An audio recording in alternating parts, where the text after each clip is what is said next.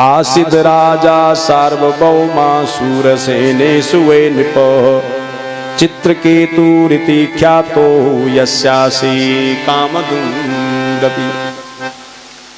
एक सूरसेन नाम का राजा था, उसका बेटा चित्रकेतु हुआ। चित्रकेतु की 1 करोड़ पटरानियां थी। बताओ, 1 करोड़, और 1 करोड़ पटरानियों से कोई भी आज तक कोई संतान नहीं। ततापाहि महाभागा पूर्वे सांगतम तमा यथा तरे मधुस्तारम प्रजया तद विदेहिना। एक दिन की बात है, चित्रकेतु के आश्रम में अंगिरा और नारद जी 2 ऋषि पहुंच गए। उनके पाद पद्मों में इस चित्रकेतु ने प्रार्थना रखी, महाराज अपुत्रस्य गतिर् नास्ति स्वर्गी नैवच नैवच, बिना पुत्र की गति नहीं है, स्वर्ग नहीं मिल सकता, इस लोक सुख परलोक सुख कुछ नहीं मिल सकता, और मेरा भी पुत्र नहीं है, ऐसा कुछ करो जिससे मेरा पुत्र हो जाए। तो यहां पर सुखदेव जी कहते हैं, राजा परीक्षित, ज्येष्ठा श्रेष्ठा चया राज्ञो महिषीणां च भारत, नाम्ना कृताद्युति तस्यै यज्ञोचिष्टमदाद्विज। अंगिरा ने नारद ने पुत्रेष्ट यज्ञ करवाया। पुत्रयष्ट यज्ञ से एक सुंदर यज्ञ नारायण भगवान ने चरु दिया, और उस चरु को जो है, जो राजा की ज्येष्ठ पत्नी थी जिसका नाम था कृतद्युति, और उसको ये चरु खिलवाया। इस चरु के प्रभाव से यह आज गर्भावस्था में आ गई, और धीरे धीरे इसका पेट बढ़ रहा है, गर्भ अपने सुंदर कोख में पल रहा है। लेकिन इनकी अन्य जो सौतें थी, इनको डाहा होने लगी। जहां सौत वहां मौत। कुछ ये तो कहीं अपवाद भी है, कुछ सौत तो ऐसी होती हैं कि महाराज वो अपनी मां भी नहीं होती वैसी। तो आज यहाँ अन्य जितने भी थी, ये 1 करोड़ पत्नियां, इनको डाह होने, अच्छा ये पुत्रवती हो जाएगी, हम बिना पुत्र की रह जाएंगे। इसलिए आज इनको जैसे देखा कि बच्चा पैदा हो गया, बच्चा पैदा होने के बाद इसको सुंदर दूध में मिला करके जहर पिला दिया, और जैसे जहर पिलाया बच्चा निष्प्राण हो गया। माता आती है, देखती बच्चा को गोद में लूं, दूध पिलाऊं, देखा तो वहां बच्चा मृतक घोषित है। क्या हुआ जरा सुनिए। तस्यास्तदा कर्ण्य वृषातुरं स्वरं गणन्त्याकराभ्यां रुचकैरपि प्रविश्य रागी त्वरयात्मजान्तिकं ददर्श बालं सहसामृतं सुतम्। जैसे यह कृतद्युति अपने गोद में लेती है, देखा इसका सिर तो बिल्कुल निष्प्राण है, यूं लटक रहा है। अब तो ये मृतक निश्चित हो गया। ऊंचे सुर से रोने लगी, क्रंदन करने लगी। इसके क्रंदन को अन्य अगल बगल के लोगों ने सुन लिया, वहां भीड़ लग गई। और राजा अपनी राजधानी में है, कचड़ी चला रहा है। लेकिन जैसे वहां कचड़ी विराम हुई, सभा विराम हुई, तो महाराज वहां से निकलता है और किसी बाजार से अपने बच्चे के लिए खिलौने खरीद रहा है।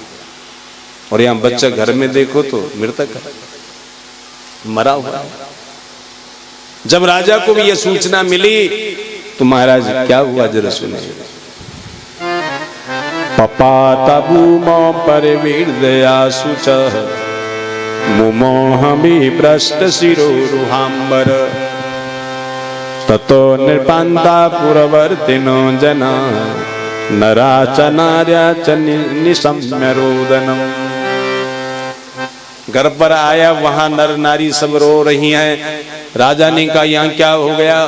कहा महाराज यहाँ गड़बड़ हो गया, आपका बेटा मर गया। सारे खिलौने हाथ से वैसे छूट गए। नहीं, मेरा बेटा मर नहीं सकता है, मेरा बेटा मेरे खिलौने को पा करके उनके साथ खेलेगा, अभी जीवित है वो। और यहाँ क्रंदन करने लगा, रोने लगा। लेकिन इसकी पत्नी ने इसको धैर्य बंधवाया। और क्या कहा महाराज, पपात बाल सपाद मूले मृत सविश्रस्त शिरो गुहांबर दीर्घम स्वसनवास्पकलौ परोदतो निरुत कंठो न शशाक भासितुम। पुत्र के शोक के कारण हृदय का सारा जल आज आंखों में भर जाने के कारण गला अवरुद्ध हो गया और राजा कुछ बोल नहीं सका। पत्नी ने उसको धैर्य बंधाया। और एक बात ध्यान देना माताओं, जब पति कभी पगलाया जाए तो मातृशक्ति अपने धैर्य से उसको ठीक कर सकती है। वो शक्ति है ना। समझाने लगी, बेटा तो चले हैं, क्या आप भी जाएंगे? पतिम निरीक्षोर सुचार्पितम तदा मृतम समालम सुतमेक संततिम जन सरागी प्रकृति चहि द्विजम सती दधाना बिललाप चित्रदा। अरे मेरी प्यारी पत्नी, एक बड़ी मुश्किल से बेटा हुआ, वो भी चल बसा क्या, इसलिए कैसे धैर्य बांधो? धैर्य बंधने का समय नहीं रहा।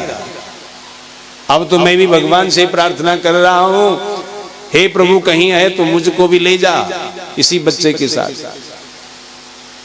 बहुत रोदन क्रंदन यहाँ हुआ और उसके बाद नारद जी का वहां प्रवेश हो गया। नारद जी ने कहा, भाई देखो जो चल बसा है, जाया की आसनी मरिया परा श्वासनी। जो निकल गया है फिर वापस नहीं आता, और जो मर चुका है उस पर श्वास नहीं है, इसलिए तुम्हारा बेटा मर चुका है। और समझाने लगे, देखो संसार में 4 प्रकार के पुत्र होते हैं। एक होता है शत्रु पुत्र, एक होता है ऋणानुबंधी पुत्र, और एक होता है उदासीन पुत्र, और एक होता है सेवक पुत्र। हाँ, ये भी ध्यान रखना। शत्रु पुत्र अपना सारा कुछ पटा करके ले जाता है, अपने सारे घर को बर्बाद करने के लिए उस कुल में जन्मता है, वो शत्रु पुत्र है। और ऋणानुबंधी, जो ऋण के कारण आज घर पर आया, उसका ऋण चुकता हुआ, उसके बाद चल बसा, ऋणानुबंधी पुत्र है। और एक होता है उदासीन पुत्र, घर पर बेटा है परम कर्म क्या, न इधर का न उधर का। ऐसे बेटे को देखकर कि माँ पिता उदास होती कि नहीं, इसलिए ये उदासीन पुत्र है। और एक होता है सेवक पुत्र, जो माता पिता की आज्ञा का पालन करे। पर ध्यान देना, ये सेवक पुत्र हर किसी के किस्मत में नहीं है। जो बड़े तपस्वी होगा उसको सेवक पुत्र का दर्शन होगा। इसलिए राजन आप रो नहीं। नारद जी महाराज को पहले पहचान करे तो कहा, महाराज मैं कुछ नहीं जानता, आप मेरे पुत्र को वापस बुला लो। पुत्र का शरीर यहाँ पड़ा है, जीवात्मा तो गई, आप बुलाओ उसको। नारद जी ने यमपुरी में आवाज लगाई, वहां से उस आत्मा को वापस बुला लिया। और क्या हुआ महाराज? नारद जी कह रहे हैं, जीवात्मन पश्य भद्रम ते मातरम पितरम चते शीर्दो बांधवा तप्ता सुचात्वा कितया दृशम। ओ जीवात्मा, ये देखो तुम्हारी बांधव सब रो रहे हैं, शोकातुर हैं, और पिताजी तो बिल्कुल पागल हो चुका है। माँ तो थोड़ी धैर्य में भी है, लेकिन पिता तो कुछ भी नहीं देख रहा है। इसलिए ऐसा कर, इस शरीर के अंदर प्रवेश हो जा और अपनी माँ और अपने पिता को सांत्वना दे, अपने सारे संबंधियों को सुख दे। और फिर जीवात्मा क्या कह रहा है? कस्मिन् जन्मनि अमी मह्यम पितरो मातरो अभवन् कर्म भी भ्राम्यमाणस्य देवत्रियं निर्योनिषु। देखो नारद जी, किस जन्म के हैं ये मेरी माता पिता? मैं तो एक बार इनका बेटा बना हुआ होगा, ये तो मेरे 100 बार बेटे बने हैं। चित्रकेतु कुछ निरूठा सा होगा, एक बार ये हमारा पुत्र बना है और हम इसके 100 बार बने। ये कर्म की कथा है। कर्म के आधार पर जीव पैदा होता है, कर्म के आधार पर जीव मरता है, कर्म के आधार पर यहां सुख और दुख भोगता है। इसलिए कोई बेटा बेटा किसी का नहीं है।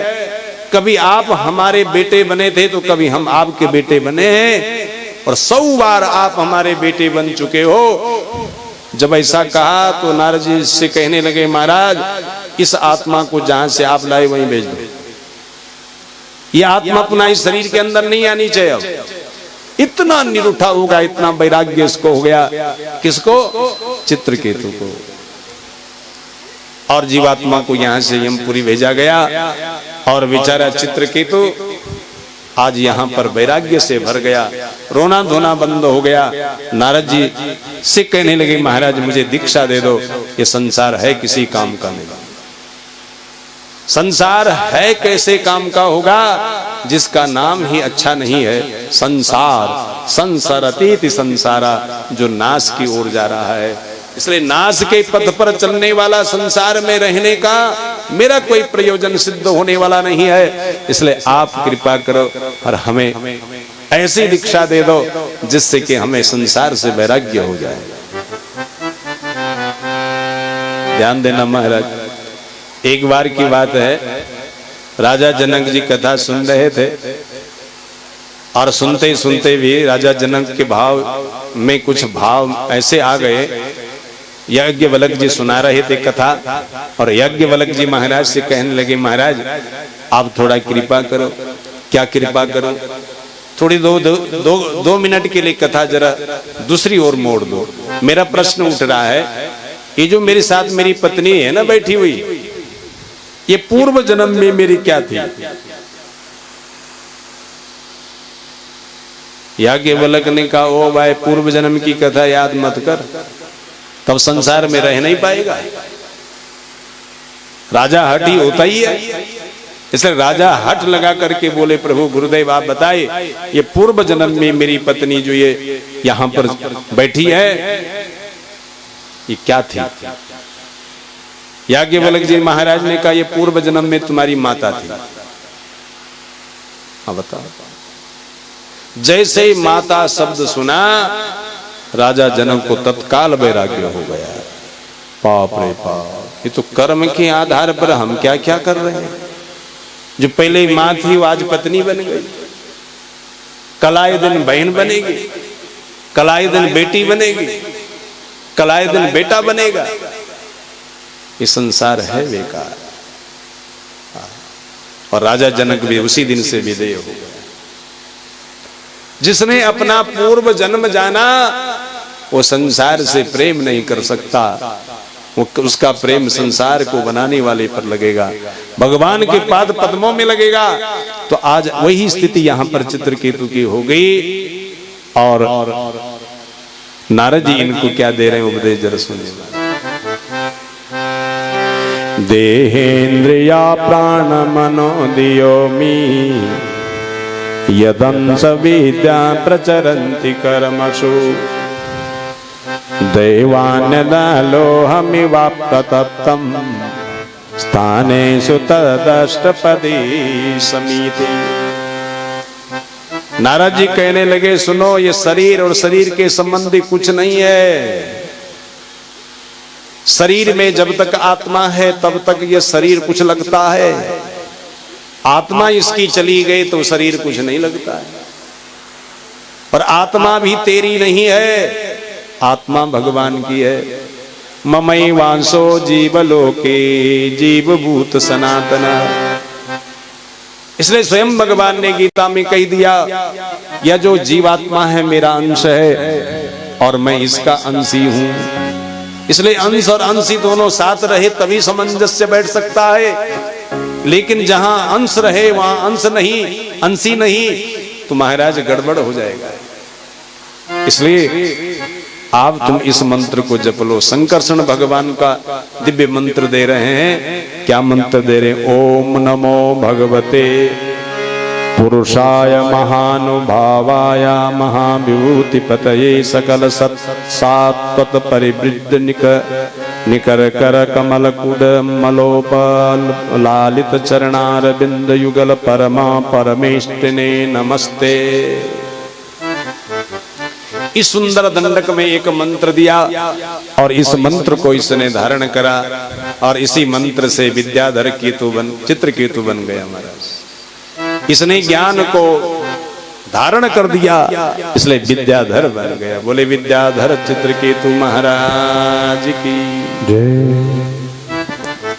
आज सौभाग्य हम सबका, हमारे आचार्य प्रवर सुनाम धन्य, मैं नाम भूल जाता हूँ, विजय जगुड़ी जी, आप भी व्यास गदी के मालिक हैं, आपको भी बहुत बहुत शुभाशीष। और आप भी सुंदर कथा, रसमयी कथा भगवान भागवत की गाते हैं और आगे भी गाते रहेंगे। बोले बाल कृष्ण भगवान जय। मृणाल गौरम सितवास संस्फुर किरीट कीयूर कटीत कंकणम प्रसन्न वक्तारुणलोचनम वृतम ददर्श सीतेश्वर मंडले प्रभु। अब देखो, ध्यान योग से, गुरु की योग से, मंत्र के योग से आज चित्रकेतु को संकर्षण भगवान का सुंदर मंडल दर्शन हो गया। और जैसे दर्शन हुआ तो इसको अभिमान आ गए, मैं भी कम भक्त नहीं हूं। ध्यान देना महाराज, कभी भक्ति हो और भक्ति से भगवान का दर्शन हो जाए तो कभी घमंड मत करना। वाह, अभिमान रखने वाला श्रीमान नहीं हो सकता और भगवान उसको फिर दंड भी देता है। अभिमान की लाठी बड़ी बड़ी भयंकर है। हाँ, उस लाठी को हम तो प्रहार किसी पर कर नहीं सकते, पर उल्टी वही हम पर प्रहार कर जाती है। इसलिए अभिमान की लाठी से थोड़ी दूर बनाए रखो। तो यहाँ पर आज चित्रकेतु क्या कर रहा है, घूमता घूमता अपनी बीणा बजाता हुआ भजमन नारायण नारायण नारायण करता हुआ और सीधे शंकर भगवान के द्वार पहुंच गया। जब को गोद में बिठाए, यस्यांके च विभाति भूधर सुता देवा पगा मस्तके भाले बाल विधुर्गले च गरलम यस्योरसी ब्यालरात। आज अपने गोद में पत्नी को बिठाया। जैसे ही पत्नी बैठी देखी, चित्रकेतु को गुस्सा आया और क्या बोले जरा सुनो। ऐसा लोक गुरु साक्षात धर्मम वक्ता शरीरिणाम आस्ते मुख्या सभायाम वै मैथुनी भूय भार्यया। एक ओर तो ये महादेव है, दूसरी ओर ये सारे देवताओं के देव हैं। और आज देखो तो इस भरी सभा में अपनी पत्नी को गोद में बिठाया, इसको लज्जा नहीं है। चित्रकेतु इतना अभिमान में आकर के भगवान शंकर को अंडवंड बोलने लगा। और क्या बोला, जटाधरस्तीव्र तपा ब्रह्मवाद सभापति अंकीकृत्य स्त्रियं चास्ते गतहिरी प्राकृतो यथा। ओ भाई, आज ऐसी ब्रह्म सभा में जहां ब्रह्म की चर्चा हो रही है, ऐसी ब्रह्म सभा में स्त्री को गोद में बिठाना तुम्हारे लिए उचित नहीं। लज्जा नहीं खाते हो क्या? शंकर तो मौन रहे, पर पार्वती को ये बात अच्छी नहीं लगी। और पार्वती ने क्या कहा जरा सुनिए। ये सामनुदेय पदाब्ज युग्मम जगद गुरुम मंगल मंगलम स्वयं या चैत्र बंधु परिभूय सूरी प्रसाद दृष्टास्तदयम निदंड। अच्छा, जो जगत के गुरु हैं ऐसे भगवान भोले पर प्रश्न चिन्ह लगा रहा है और इतनी भरी सभा में उसको अंड बंड बक रहा है, इसलिए इसको दंड देना जरूरी है। कौन कह रही? मां पार्वती। और क्या दंड दे रहे जरूर सुनिए।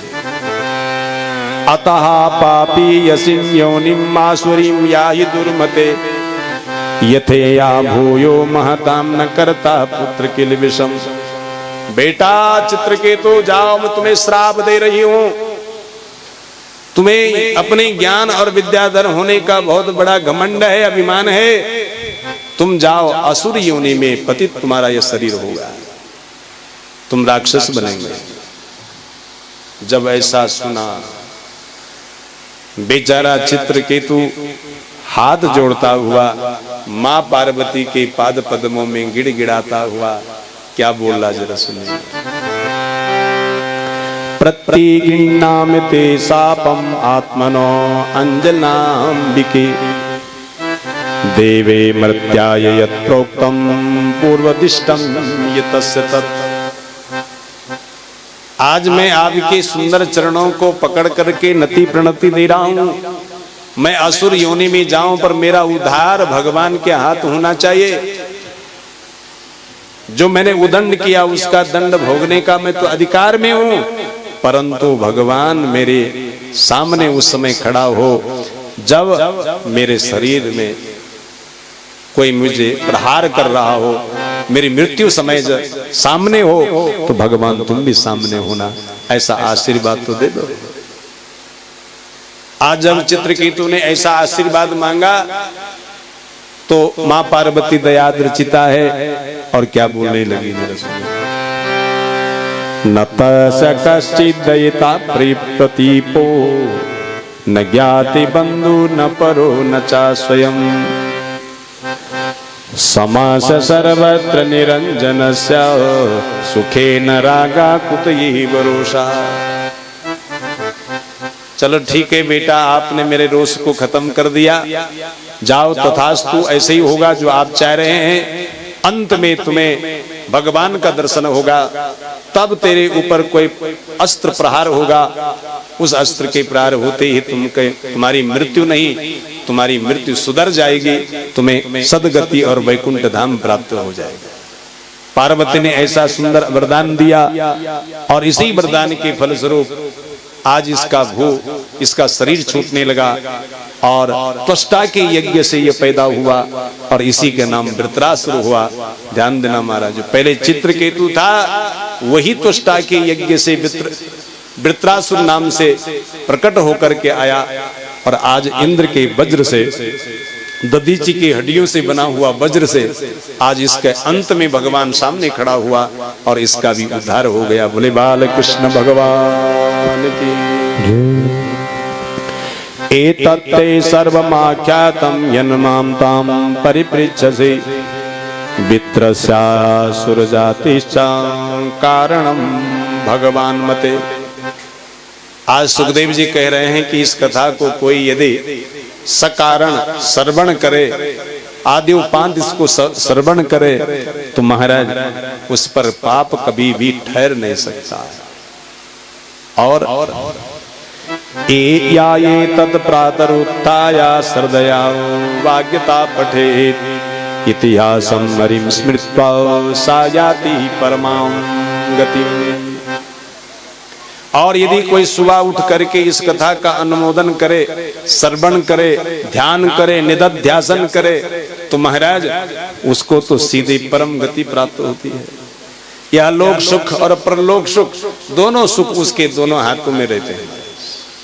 ये कितनी प्यारी कथा है जो आपने आज मंगलवार के दिन, कौन सा बार है आज?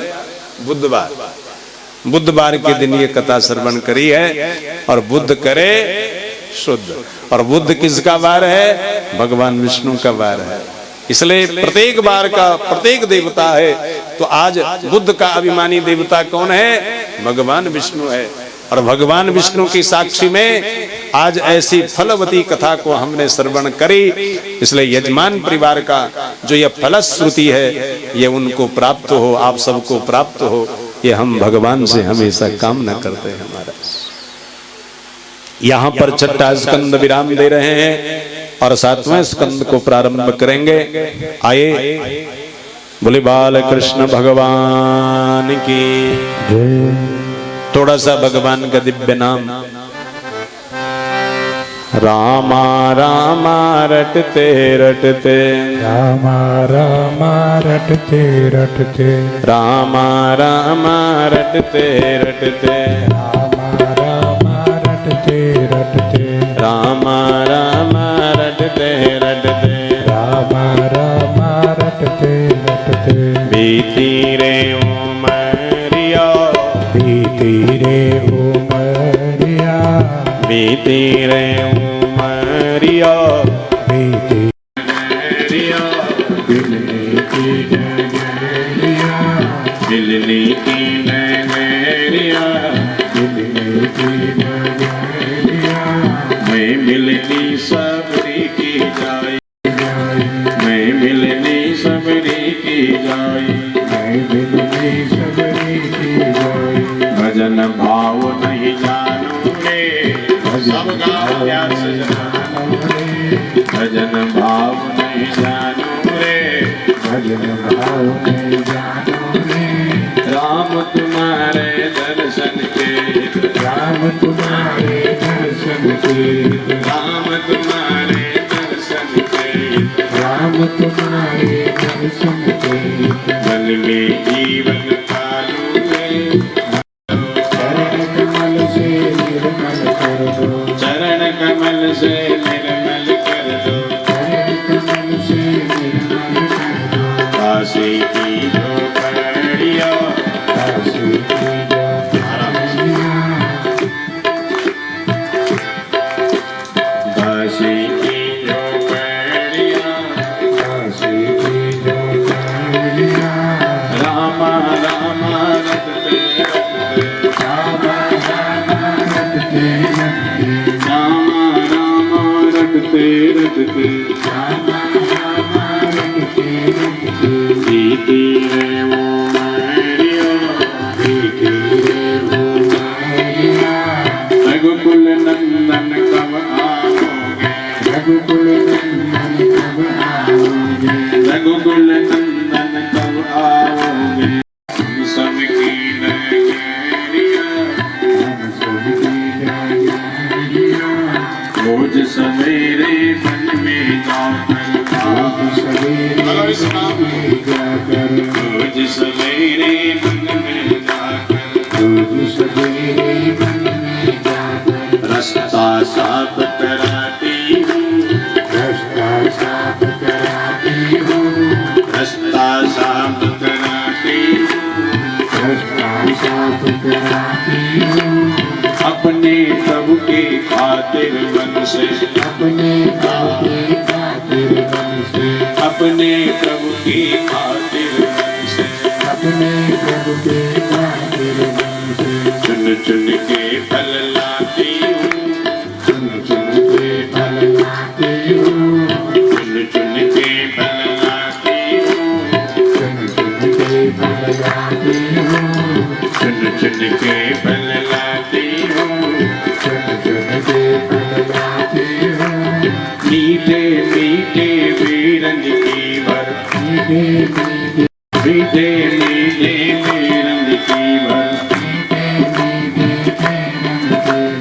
लाई में छमड़िया लाई में छवरिया लाई में कोपर में डोरिया रामा रामा रटते रटते रामा रामा रटते रटते राम राम रटते रटते राम राम रटते रटते बीती रे उमरिया बीती रे उमरिया रघुकुल नंदन कब आओगे रघुकुल नंदन कब आओगे की नगरिया हम सबकी डगरिया सुंदर श्याम सलोनी सूरत हार सुंदर श्याम सलोनी नैनों बीच बसाऊंगी आंखों के बीच बसाऊंगी आपकी सुंदरता सुंदर श्याम सलोनी यद जल नंदन कब आओगे बिलनी की नगरिया बिलने की डगरिया नी के नगरिया बिलने की डगरिया बिलनी की नगरिया बिलने की डगरिया नाथ तुम्हारे दर्शन के हित, नाथ तुम्हारे दर्शन के हित, बिन दो नैन तरसे, दर्शन बिन दो नैन तरसे, दर्शन बिन दो नैना तरसे, दर्शन बिन दो नैना तरसे, दिल की बड़ी दुखियारी हूँ, दिल की बड़ी दुखियारी हूँ, दिल की बड़ी दुखियारी हूँ, दिल की बड़ी दुखियारी हूँ, मुझको दर्शन देव दयामय, मुझको दर्शन देव दयामय, मुझको दर्शन दे। रामा रामा रटते रटते, रामा रामा रटते रटते, रामा रामा रटते रटते, रामा रामा रटते रटते, रामा रामा रटते रटते, रामा रामा रटते रटते, बीती रे उमरिया, बीती रे हो मारिया, रघुकुल नंदन नंदन कब आओगे, यदुकुल नंदन कब आओगे, हम सबकी डगरिया, हम सबकी डगरिया, हम सबकी डगरिया। राजा रामचंद्र भगवान। और चौथा भाग वृक्ष को दे। वृक्ष में जो चोप लगता है ना, गोंद जैते ही बोल रहा, उसको मत खाना कभी, और यदि उसको खा लिया तो ब्रह्म हत्या खा लिया। हाँ। इसलिए जल में ब्रह्म हत्या कहाँ है? जहां फेन और शैवाल आपको दिख रहा हो, वहां का जल अपेय है, वहां का जल नहीं पीना। और यदि पी लिया तो ब्रह्म हत्या से दूषित जल को पी लिया। और माताओं के पास वह तीन दिन तक रहता है, और चौथे दिन स्नान के बाद वो शुद्ध होती हैं, और 7 दिन के बाद वो भगवान की पूजा की अधिकारी होती है। इसलिए 3 दिन तक उनके हाथ का जल तक भी ग्रहण करना ब्रह्महत्या को पीना होता है। इसलिए मातृ शक्तियों से भी निवेदन है, जब आप अपनी धर्म के पास है तो ऐसा दुर्साहस न करना किसी को अपने हाथ से जल पिलाना,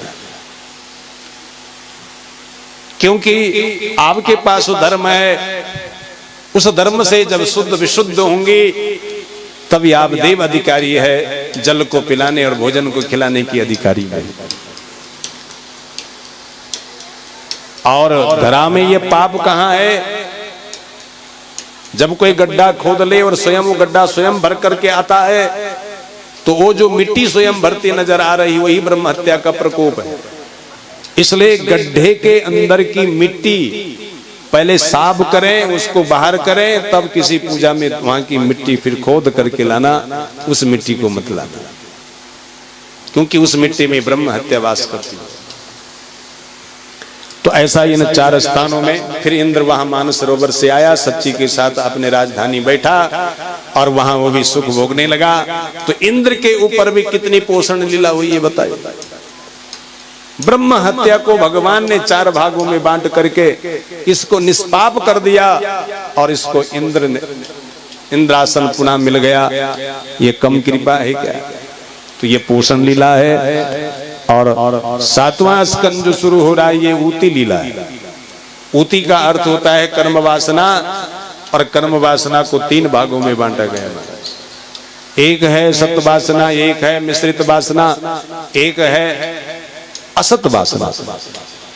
मिश्रित वासना के लोग आप हम सब है। कभी आ जाए मन में तो कथा सुन ले, ना आए मन में तो दूसरे की चुगली सुन ले, ये मिश्रित हो गए, है ना।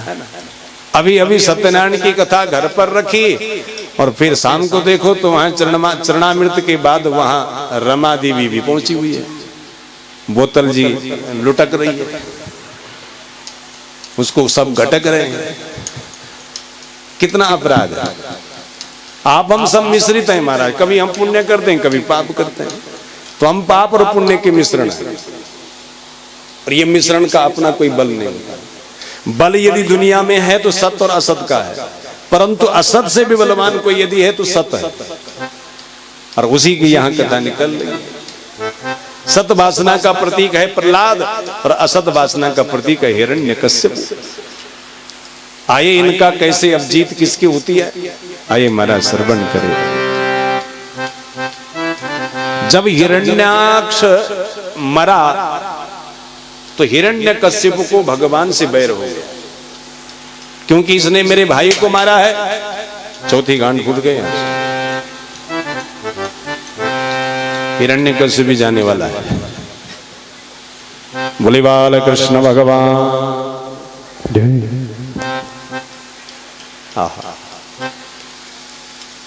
जब हिरण्याक्ष मारा गया, ब्रह्मा भगवान के द्वारा आपने कथा सुनी थी, तो हिरण्यकश्यप जो है उसी समय से तप के लिए निकल पड़ा।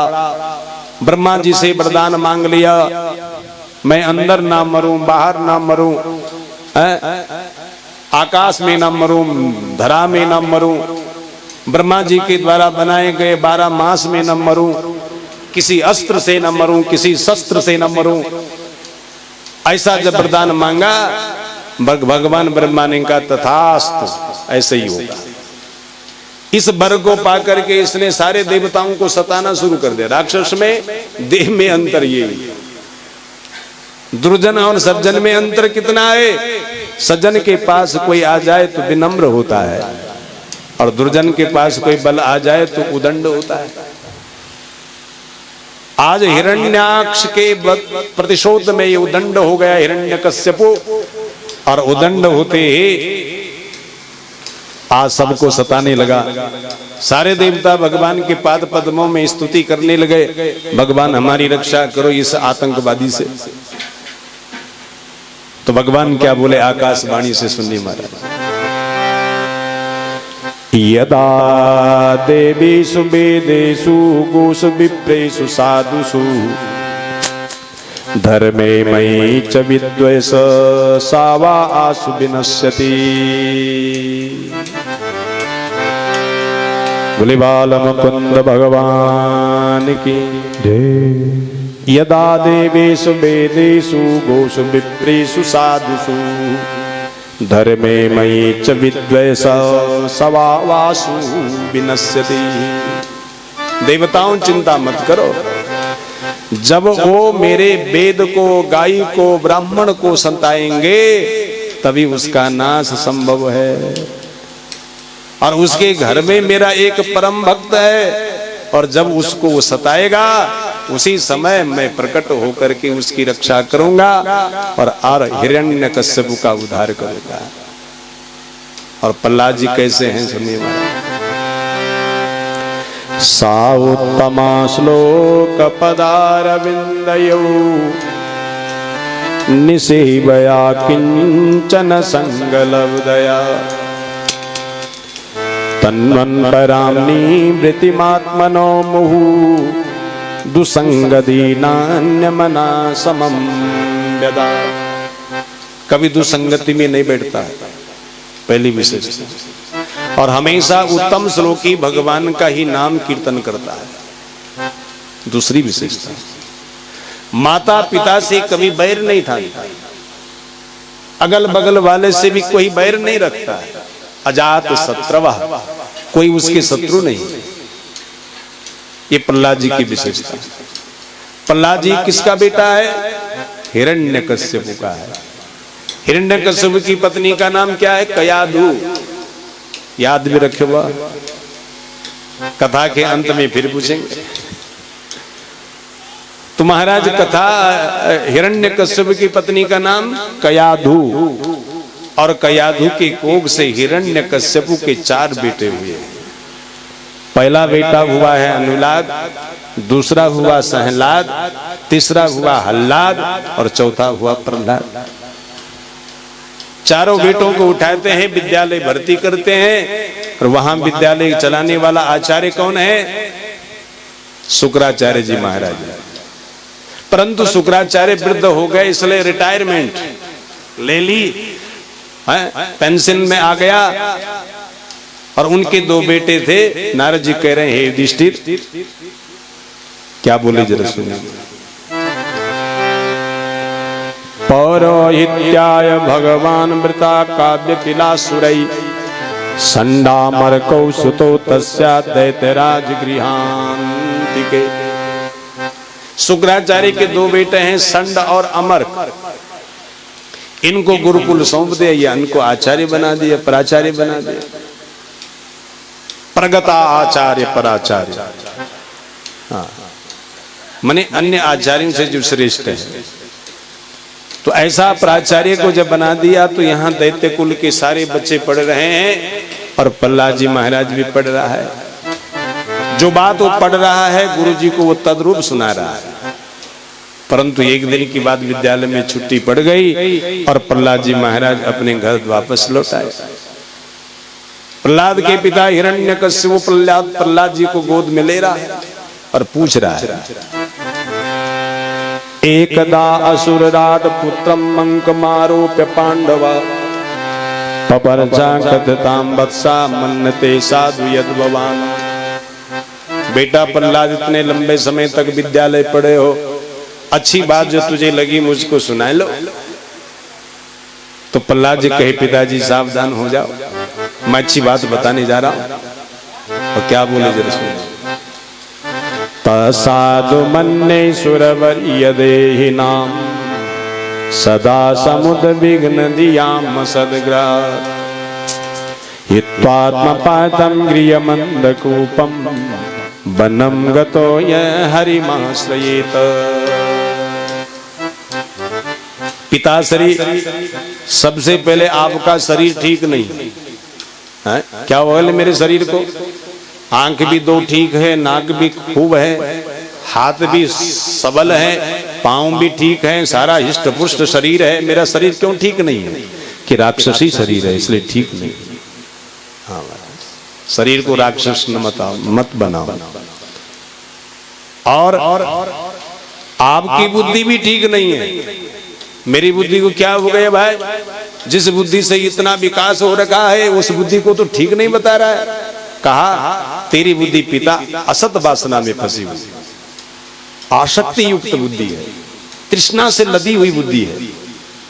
और तृष्णा वैतरणी नदी, तृष्णा ही तो वैतरणी नदी है। इसलिए इस बुद्धि को भी मैं ठीक नहीं समझ रहा।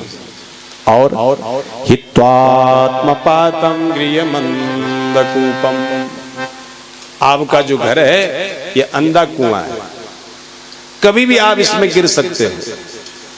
तो आपका मंगल के लिए अच्छी बात ये की है क्या कि वनम गतो यः हरिमाश्रयेत, वन में जाओ और हरि का आश्रित हो जाओ। बस जब ऐसा कहा, प्रहलाद जी को गोद में प्यार से कहने लगा, बेटा विद्यालय में तो ऐसी शिक्षा दी नहीं जाती है। तो क्या बोले जरा सुनो। वत्स प्रहलाद भद्रम ते सत्यम कथय मामिष बालानति कुतस्तुभ्यम येषा बुद्धि विपर्यय बुद्धिभेदाओ पराकृता उत्ताहो ते स्वतो भवन भण्यतां श्रोतु कामानां गुरुणां कुलनंदन। अरे कुल का नंदन करने वाले बेटा प्रहलाद क्यों बिगड़ गया? तो ये बता, तेरी बुद्धि में ऐसी सोच कहां से आ गई?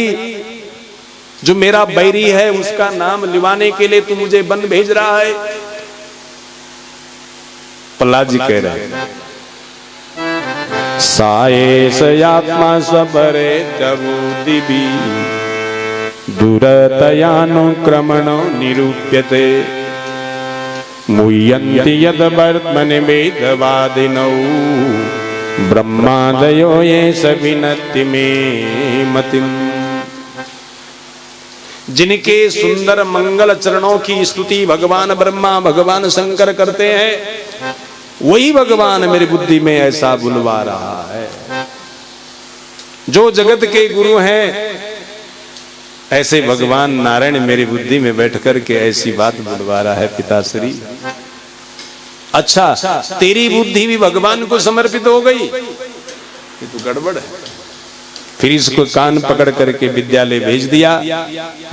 सारे गुरुपुत्रों को बिल्कुल सचेत कर दिया, ये बिगड़ रहा है, कुसंगति का शिकार हो रहा है, इसलिए थोड़ा सा इसको जरा ध्यान से इसको पढ़ाओ। प्रहलाद जी को ध्यान से लोग गुरुजी पढ़ा रहे हैं, लेकिन जो बात उसको खप रही उसको ग्रहण कर रहा, जो नहीं खप रहे वो गुरुजी को वापस सुना रहा। तेरा तुझको अर्पण क्या लगेगा, है ना। अब फिर विद्यालय में छुट्टी पड़ी, फिर वो प्रहलाद जी घर पर पहुंच गए। प्रहलाद जी के पिता हिरण्यकश्यप ने इसको गोद में लिया, फिर पूछ लिया, क्या पूछ रहा है जरा सुनिए। प्रहलादानुचितां ताद स्वधीतं किंचिदमुत्तमं काले नैतावतायुष्मन् यद शिक्षत गुरुर्भवान्। प्रहलाद जी महाराज, आपने सुंदर विद्यालय में जो अच्छी विद्या ग्रहण करी उसको मुझे सुनाओ। प्रहलाद जी के पिताश्री पहली बार सुनाया था, थोड़ा आपका आंख लाल हो गई। ये लाल पीला आंख करने वाले को अच्छी विद्या पचती नहीं शायद, और आप सुनना चाहते हैं तो थोड़ा सा सावधान पूर्वक सुनना, गुस्सा मत करना। कहा बेटा नहीं गुस्सा करूंगा, तो आज क्या बता रहे जरा सुनिए। श्रवणं कीर्तनं विष्णु स्मरणं पाद सेवनम अर्चनं वंदनं दास्यं सख्यं आत्मनिवेदनम् इति पुंसार्पिता विष्णु भक्ति चेनवलक्षणा क्रियते भगवत्यद्धा तन्मन्ये अधीतमुत्तमम्। बेटा कहने लगा अपने बाप से, पिताश्री पहली बार मैंने आपको अच्छी बात बताई थी कि घर को और घर की आसक्ति को त्याग कर वन को चले जा और वन में जाकर के भगवान का आश्रित हो जा। लेकिन भगवान का आश्रित होना तो 9 प्रकार की उनकी सेवा करनी पड़ती है, तब भगवान रिझता है, तब भगवान प्रसन्न होता है। ये 9 प्रकार की सेवा कौन है, तब बताया। श्रवणं कीर्तनं विष्णु स्मरणं पाद सेवनम् अर्चनं वंदनं दास्यं सख्यं आत्मनिवेदनम्। पहली सेवा है भगवान को सुनो, श्रवणम। दूसरी सेवा है भगवान का कीर्तन करो। कीर्तन करने का मतलब कीर्तन का उल्टा नहीं करना, वाह। कीर्तन का उल्टा करोगे तो क्या बनेगा, नर्तकी। इसलिए नर्तक और नर्तकी मत बनना। आजकल तो महाराज बताएं क्या, बस कान पकड़ते हैं हम। थोड़ा सा मुंडन संस्कार भी किसी का हो गए तो डीजे बज गए और सब थिनक गए, ताता थैया होने लगे, सब जो है झंगोरा जैसे थिनक रहे हैं। तब नहीं उनको कोई घड़ी घड़ी याद कोई कि हमको घर भी जाना है कि कहीं जाना है, तब तो वहीं सब व्यस्त है। इसे ध्यान देना महाराज कि ज्यादा थिनकना भी ठीक नहीं है, अपने लिए भी हानिकारक है और समाज के लिए भी हानिकारक है। तो आज ऐसा ही कीर्तन का उल्टा नहीं करना, नर्तकी नहीं बनाना, बल्कि नर्तकी का उल्टा कर दो और कीर्तन कर लो। कीर्तन का अर्थ क्या होता है, नाचना नहीं होता, भगवान का गुणगान करना ही कीर्तन है, बस। दूसरा अर्थ में कीर्तन का अर्थ है जो आपने सुना है उसको विस्तार पूर्वक जीवन में उतारना ही कीर्तन है, बस। और तीसरी जो भक्ति बताई वो स्मरण है, जो हमने भगवान का विस्तार चरित्र जीवन में जो उतार रखा है उसका स्मरण रखो, उसको भूलो नहीं। और चौथी जो भक्ति है पाद सेवनम, भगवान जिनके ऐसा सुंदर परम यश है, जिस यश से हम यशान्वित हो रहे हैं, अलंकृत सुशोभित हो रहे हैं, उस भगवान के चरणों की सेवा छोड़ो नहीं। और अगली है अर्चना, उनकी सुंदर पूजा अर्चना करो। आपके पास भगवान ने क्या नहीं दे रखा है?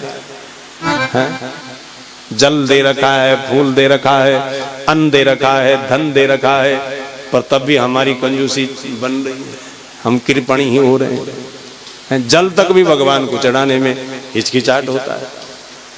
पत्रम पुष्पम फलम तोयम यो मे भक्त्या प्रयच्छति। स्वयं भगवान गीता में कह रहे हैं कि मुझे कोई श्रद्धा से जल भी चढ़ाता है तो उसको ले लेता हूं, पत्ता घास आदि भी चढ़ाता है तो ले लेता हूं, क्योंकि वो मेरी ही वस्तु प्रेम से चढ़ा रहा है। और प्रेम से कोई भूसा की रोटी भी खिला दे तो महाराज अमृत लगता है, और अभिमान से कोई अमृत भी पिला दे तो जहर लगता है। इसलिए ध्यान देना, जब कोई खाना दिया जा रहा हो और खाने के प्रभाव में आप किसी को दे रहे हो तो बड़ी प्यार से देना, वो अमृत लगता है। बस चाहे वो भूसे की रोटी क्यों ना हो। और वहां सारा 56 व्यंजन पड़ा है और अभिमान देव खा खा खा, ये देखो क्या क्या लगा। हे भगवान, वैसे देख करके तो बस घृणा हो जाए। बड़े प्यार से आज 2 जगह हमारा भोजन वो था फलाहार, बड़े प्यार से जो है लगा कि कितना खाएं, लेकिन पेट नहीं मांग रहा। तो यही प्यार का स्वभाव है साहब। हाँ, ये भी ध्यान रखना। पर एक बात ध्यान देना, शरीर सबसे बड़ा गुरु है। शरीर जानता है कि मुझे कितना चाहे और क्या क्या चाहे, जानता है ना। और शरीर वही मांगता है जो शरीर को चाहता है। जब कभी आपने देखा होगा, कभी ये नमक खाने की इच्छा नहीं रखता और कभी ये नमक खाने की इच्छा करता है। तो जब नहीं रख रहा इच्छा तो नमक पूर्ण है शरीर में, इसलिए मत खाओ। गुरु है, ये उपदेश दे रहा शरीर, अब ज्यादा नमक मत खाओ, नहीं तो रक्तचाप बढ़ेगा, खून की धमनी तीव्र होगी। और यदि नहीं चाह रहा है तो मत खाओ, और मांग रहा है तो खाओ, कमी हो गई। पर एक बात है साहब, शरीर ने आज तक दारू नहीं मांगा, हमसे तो नहीं मांगा। और उसे मांगा है तो हाथ खड़ा कर बोलो। शरीर दारू मांगता नहीं है, मीट मांगता नहीं है, इसका मांग उसमें नहीं है ही नहीं। ध्यान देना, जब कोई दारू पीता है तो महाराज पहली पैग जब लगाता है तो क्या करता है? क्यों करता है? ये शरीर बोलता है, ये शरीर ही बोलते, कर्ण कर तो नहीं मांगते। मेरे लिए तो ये सब अपवित्रता है। ध्यान देना महाराज, आज तो 12 ज्योतिर्लिंगों का दर्शन खूब करने जा रहे हो, लेकिन जो 13वां जो आत्म ज्योतिर्लिंग है उसको वहां तो गंगा जल चढ़ा रहे हो और यहाँ गंधा जल चढ़ा रहे हो। भगवान शंकर कैसे प्रसन्न होगा? इसलिए तीर्थाटन का प्रभाव भी यही है। जैसे आप बाहर के ज्योतिर्लिंगों में गंगा जल चढ़ा रहे हो, पवित्र जल चढ़ा रहे हो, भगवान के पाद पद्मों से निस्तृत जल को चढ़ा रहे हो, इस आत्मा को भी वही जल चढ़ाओ जो भगवान के मुख से निकला हुआ है। और भगवान के मुख से निकली हुई जल धारा कौन है? कथामृत है। इसलिए कथामृत से इस आत्मा का अभिषेक करो महाराज। ये 13वां ज्योतिर्लिंग आज प्रसन्न हो रहा है।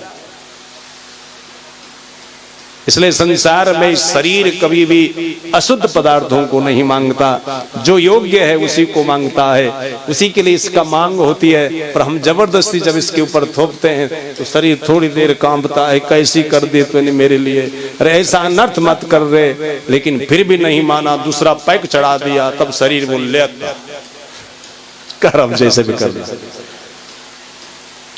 तो आज ठीक इसी प्रकार से यहाँ पर भगवान की वस्तु दी हुई है, इससे भगवान की सेवा कर लो, अर्चना उसी का नाम है। और फिर वंदन कर लो, दास्य कर लो, सखा बन जाओ और अंत में सर्वस्व भगवान को चढ़ा लो। प्रभु हमारा कुछ है ही नहीं संसार में, आपका है, आपको समर्पित हो रहा, बस कर दो। कोई तन मेरा धन मेरा सब कुछ है ही मेरा, हमारा तो ऐसे ही अभिमान चल रहा है। और ये अभिमान अज्ञान का कारण है। अज्ञान से अभिमान का जन्म होता है और ज्ञान से स्वाभिमान जगता है। बस अभिमान स्वाभिमान में जमीन आसमान का फर्क है। बस स्वाभिमान जल है, अभिमान अग्नि है। जहां जल अग्नि दोनों मिल जाए तो वहां अग्नि शांत हो जाता है, यानी अभिमान खत्म हो जाता है। तो स्वाभिमान ज्ञान से इस प्रकार से यहाँ भक्ति सिखाई। लेकिन प्रहलाद के पिता हिरण्यकश्यप को ये बात जची नहीं और इसने अपने गुरु पुत्रों को खूब डांट फटकारा। जब जब जब क्या हुआ? ग्रंथियां तो 5 फट गए। चमन्युम कददास्ममाना, गुरुपुत्र संडामर्क कहने लगे, हे हिरण्यकश्यपु, हे राजन, हमको डांट, हम गुरु हैं और अपने पुत्र को समझाओ, गलती इसकी है। न तो हमने इसकी बुद्धि बिगाड़ी, न इस किसी ने और ने बिगाड़ी। इसकी बुद्धि तो नैसर्गिक है, प्राकृतिक है, इसलिए इस बुद्धि के साथ हमारी अब नहीं चलती है। फिर भी प्रयास करो इसको समझाने का। यहां बहुत मारने का इसका प्रयास हुआ, फिर भी प्रहलाद बच करके आया। और एक दिन गुरुजी विद्यालय में नहीं थे, प्रहलाद जी सबका गुरु बन गए। और क्या कहने लगे, जैसे बहुत अच्छा उपदेश है साहब। यावत् स्वस्थमिदं कलेवर गृहं यावच्च दूरे जरा, यावत् चेन्द्रिय शक्तिरप्रतीयता यावच्छयो नायुषा, आत्मा श्रेयसि तावदेव विदुषा कार्या प्रयत्नो मान्, संदीप्ते भवने कूप खनने प्रत्युद्यमा कीदृशा।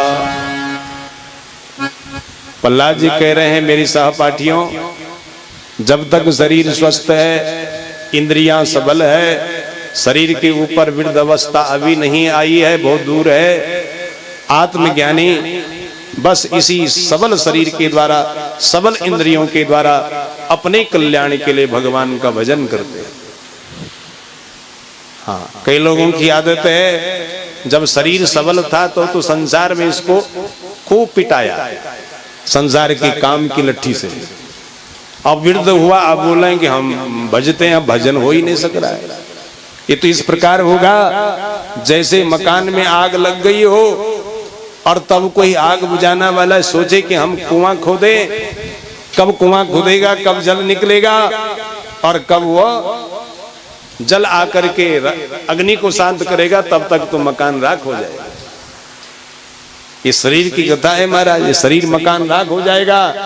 इसलिए जब तक शरीर सबल है, जरा अवस्था से दूर है, इंद्रियां सबल है, बस केवल तब तक भगवान का भजन हो सकता है।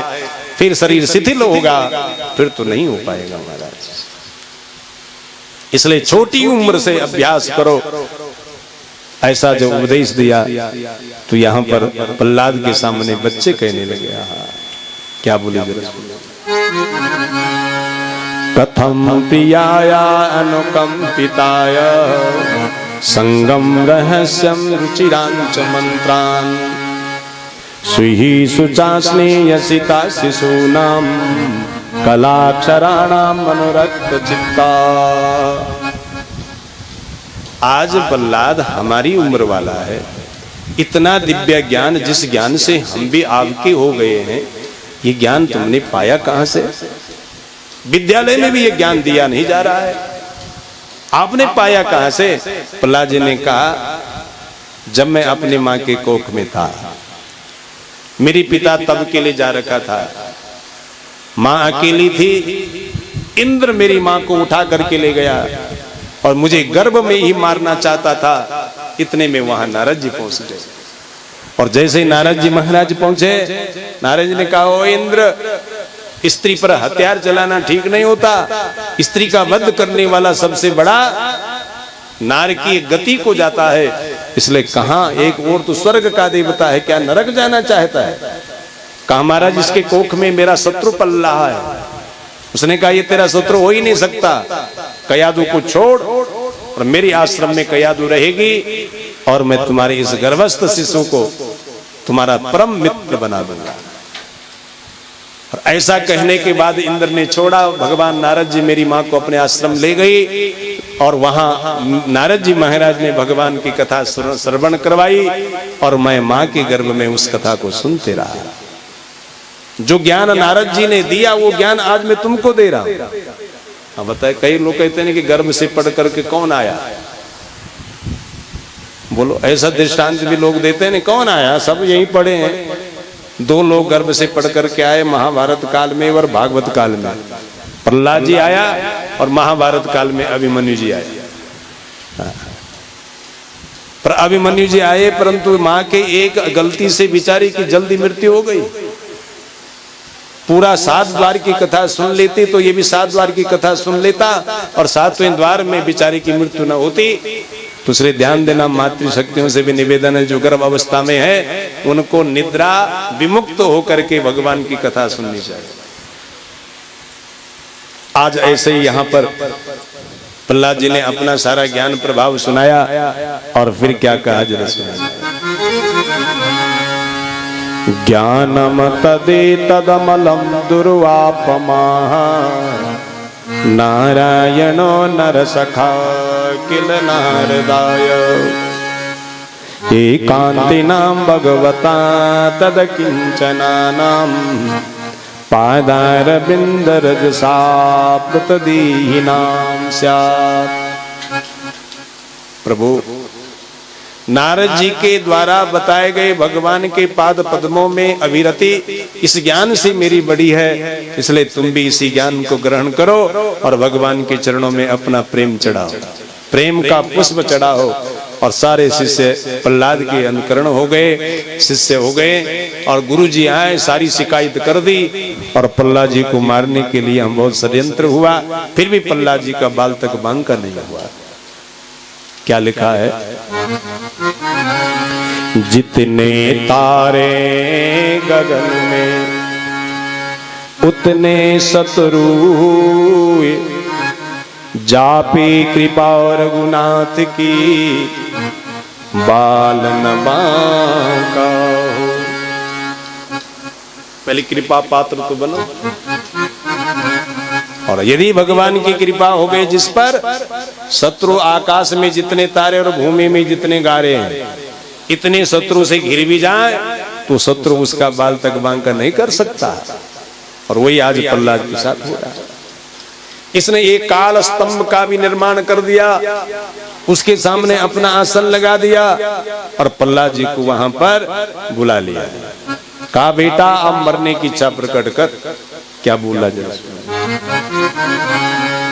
व्यक्तम तम मर्त कामोसी योति मात्रम विकथसे मुमुर्षो नाम हि मंदात्मन ननुषु विप्लवा गिर यस्त्वया मंदभाग्योक्तो मदन्यो जगदीश्वरा क्वासौ यदि सा सर्वत्र कस्मास्तंभेन दृश्यते।